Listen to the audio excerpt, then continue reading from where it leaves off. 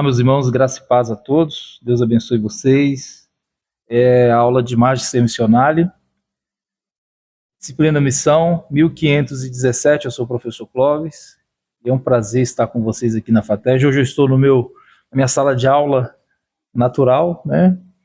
Aqui na área da minha casa então peço desculpas se porventura passar um carro aí com som alto, enfim, algum outro barulho.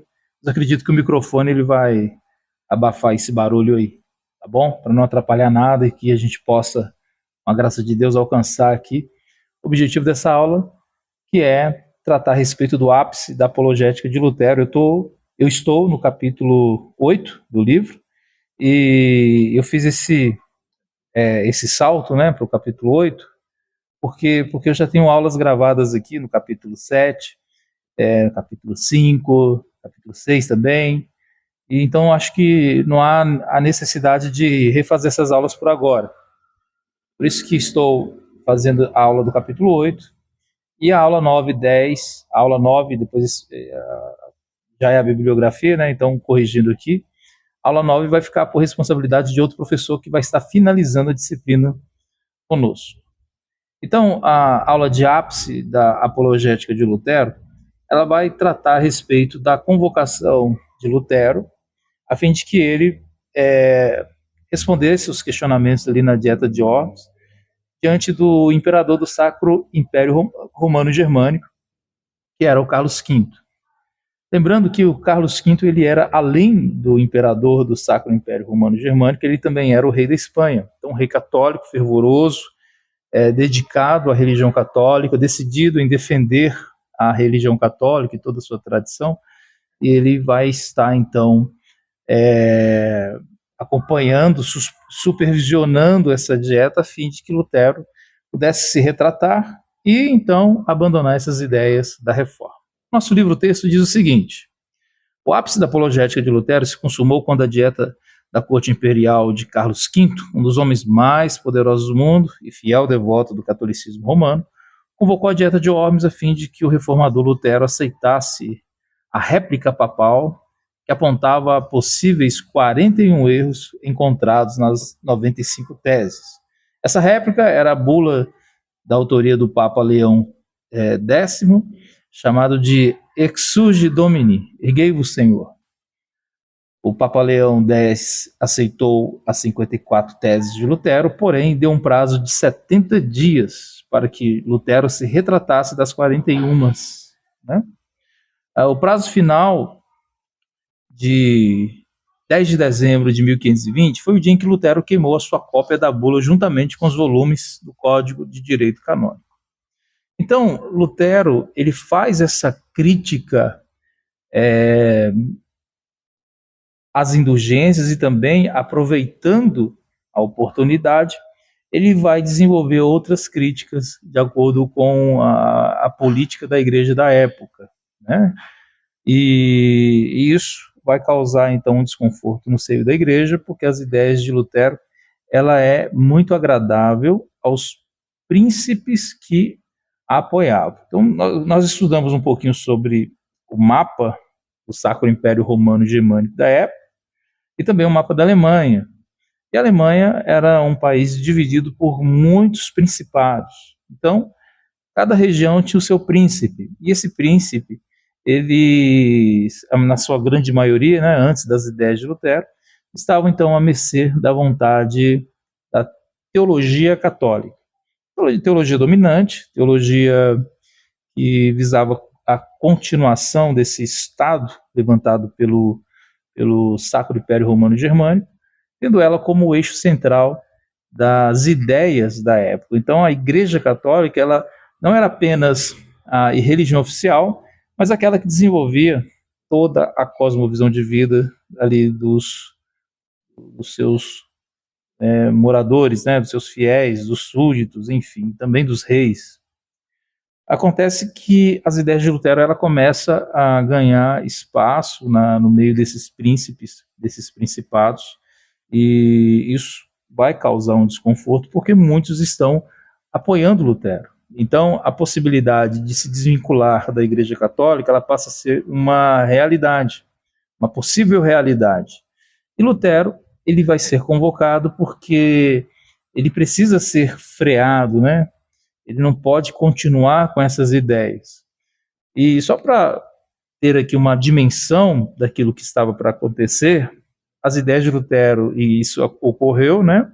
Ela vai ter uma dimensão tão grande que a Igreja Católica vai tratar de criar a Companhia dos Jesuítas, para que eles façam a contra-reforma. Por quê? Porque as ideias da reforma já estavam se expandindo nas nações europeias, tendo ainda uma base de resistência nas nações católicas, principalmente Espanha e Portugal, mas no novo mundo que estava sendo ali explorado, essas ideias poderiam ali germinar e causar grandes problemas para os interesses da coroa católica e da própria Igreja Católica. Então, no segundo parágrafo do nosso texto, diz o seguinte: vencido o prazo estabelecido pela bula papal, Martinho Lutero foi convocado para comparecer na cidade de Worms, uma cidade do sudoeste da Alemanha, onde seria submetido a um julgamento sobre a Assembleia estabelecida e dirigida pelo imperador do Sacro Império Romano Germânico, Carlos V. Esse tipo de assembleia era de caráter deliberativo, formal, e suas decisões valiam para todo o império. Para se ter uma ideia da complexidade dessa assembleia, ela se iniciou em 28 de janeiro até 26 de maio de 1521. Os principais eventos relativos a Lutero na Dieta de Worms ocorreram em 16 e 18 de abril de 1521. Ao chegar no dia 16, Lutero foi convocado a aparecer diante da Assembleia no dia seguinte, às 4 horas da tarde. Jerome Schuff, um professor de Direito Canônico da Universidade de Wittenberg, seria o seu advogado. Então,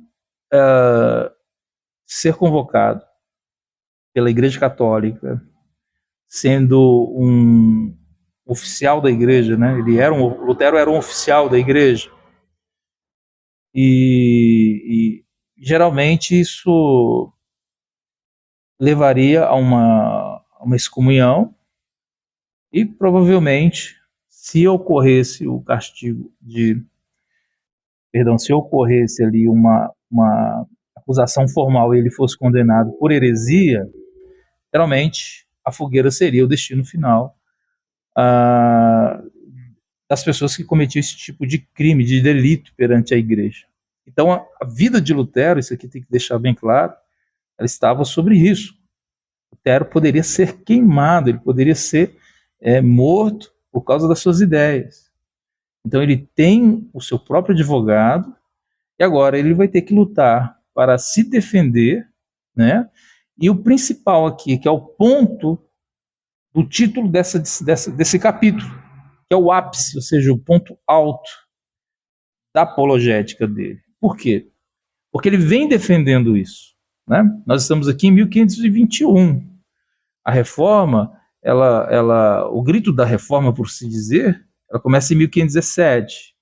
Então, nós temos 5 anos. E dentro desses 5 anos, Lutero teve que ser bem incisivo nas ideias, né? Ele teve que defender ela. Por isso que a gente fala apologética, defesa da fé. Mas agora é o ponto maior. Por quê? Porque é uma prova maior. É como nós falamos, né, no linguajar popular, ser colocado contra a parede.